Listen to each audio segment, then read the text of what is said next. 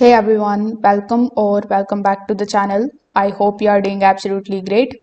In today's video, I'm going to show you exactly how to add or remove the day separator in TradingView.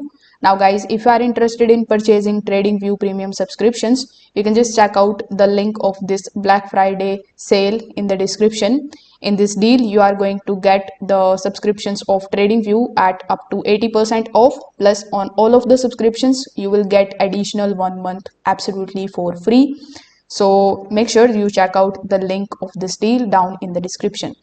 Now, first of all, you need to come here on tradingview.com, then simply log in into your account if you haven't already.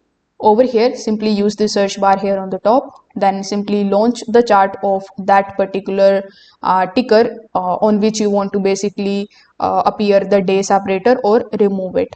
So here, as you can see on the chart of gold, I have the lines available. So this is going to show you the session lines basically, or the day separator. These black lines are the day separator.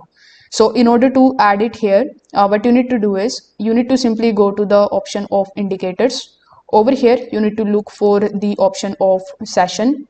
So when you search for session, this is the indicator that I have enabled. It is called session from Lux Algo. So when you click on it once, you will see that this particular indicator is now applied on your chart, and it is going to look something like this. So if you need it, you can just simply control it from here. You can just simply hide it from here and it will be removed from here too. When you click on it again, it will come here. If you want to remove it completely from the screen, you can just simply right click on the chart, then click on the option of remove indicator. Now you will notice that when I have done it, this particular indicator is also removed from here too, meaning that you cannot now control it from here. You will have to enable this particular indicator again, and only then you will be able to control it from here. Basically hide it as per your need or unhide it as per your need.